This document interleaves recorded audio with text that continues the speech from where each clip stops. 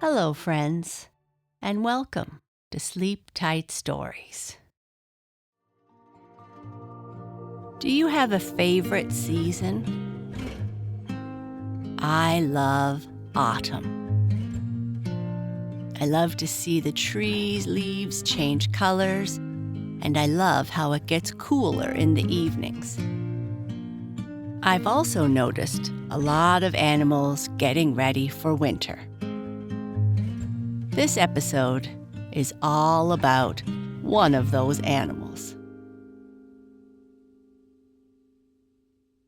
Bushy's Bravery. Mr. Squirrel was disappointed when he peeped his head out of his hollow tree early one morning. Not one nut was to be seen on the ground. Jack Frost did not come last night. I see no nuts anywhere. It will take a long time to get all we need from the tree, I fear, he said to Mrs. Squirrel, who was standing close beside him. But Jack Frost will come to our tree, she said. He never fails. See, there's Mrs. Bushytail out early. She seems to be looking around too. Perhaps Jack Frost has shaken them down for her. Let's run down and see. Away frisked Mr. and Mrs. Squirrel as fast as their legs could take them, to see what Jack Frost had done for their neighbor. But no, he had not visited Mrs. Bushytail's tree. She had looked all over the ground, and there wasn't a nut in sight. She couldn't explain it herself.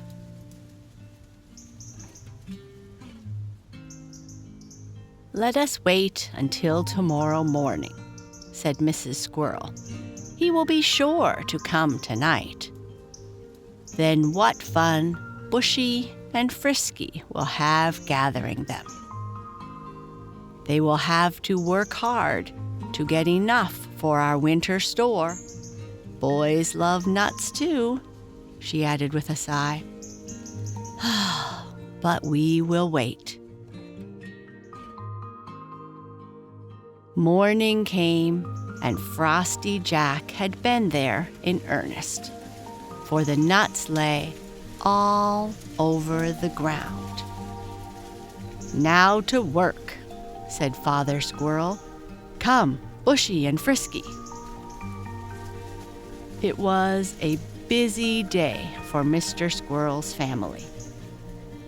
They well knew how many nuts are needed for the winter store, and Mr. Squirrel kept telling Bushy and Frisky that they would have to work hard, and perhaps until the sun went down that day. But alas for those little squirrels.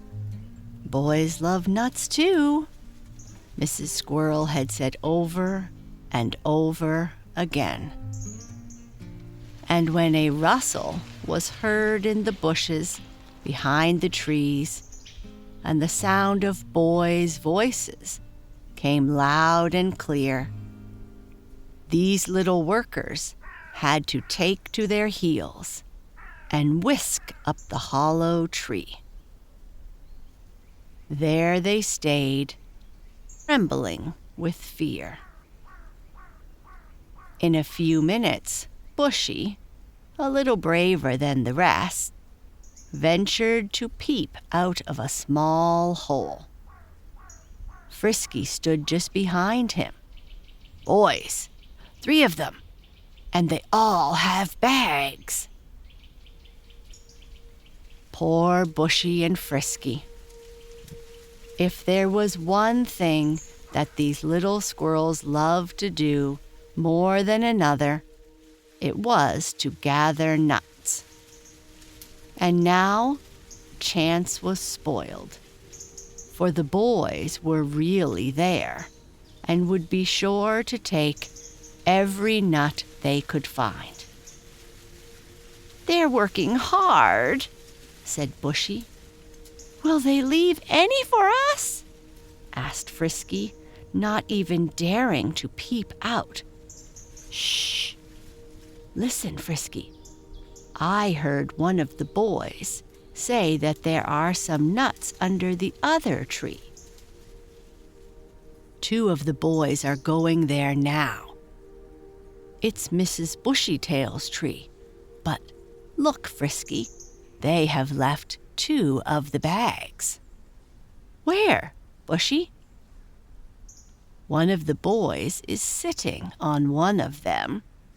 He is cracking nuts, I think." "And the other bag?" "The other one is close by our tree." And before anyone could say a word, Bushy was out of the hole, down the tree, and close to the big bag. Mrs. Squirrel tried to call him back, but it was of no use. Up and down the bag he ran, first to the top and then to the sides. But he could not get in. The bag was tied tight. But Bushy's teeth were sharp. "Dear, dear," said his mother, "here come the boys back, and they will surely see Bushy. Dear, dear." Bushy caught sight of the boys coming toward the tree for their bags, and with a whisk and a scamper, he was up the tree again and into his hole in no time. "Dear, dear Bushy," said his mother, "what a fright you gave us all. Just see those boys. There's no telling what would have happened if they had seen you." Mr. Squirrel's family watched the boys pick up their bags, throw them over their shoulders, and go away. "Why, Tom, look at your bag," said one of the boys. "It has a hole in it.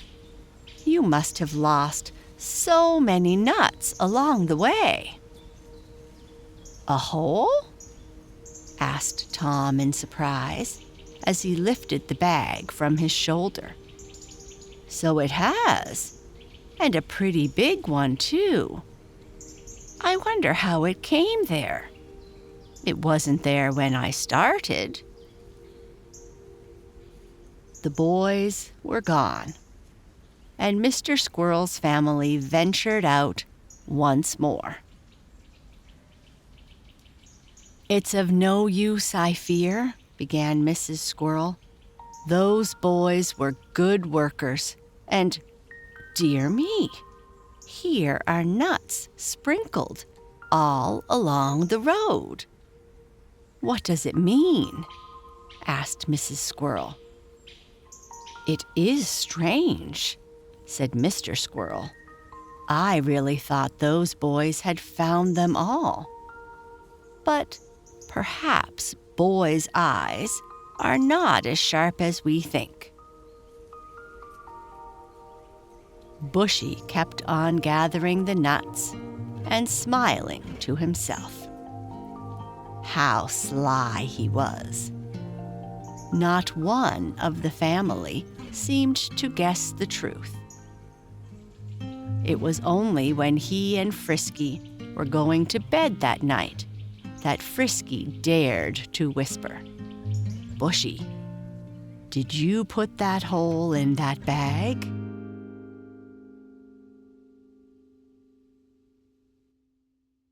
Now, before we say goodbye, I would like to share with you a short poem about squirrels called nut gatherers. I hope the next time you are out, you might look around and see. Are there any squirrels gathering nuts for the winter? It's getting colder. I'm sure they must be very busy.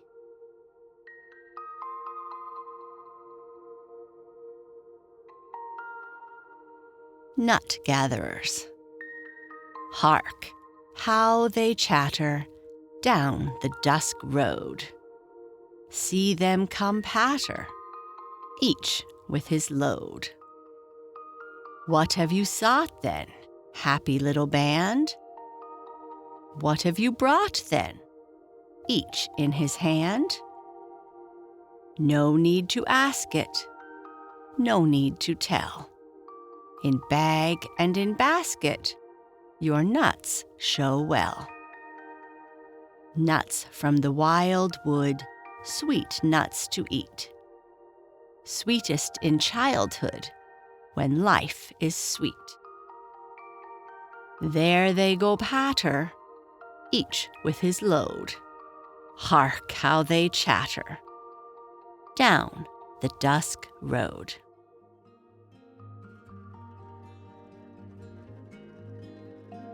Good night. Sleep tight.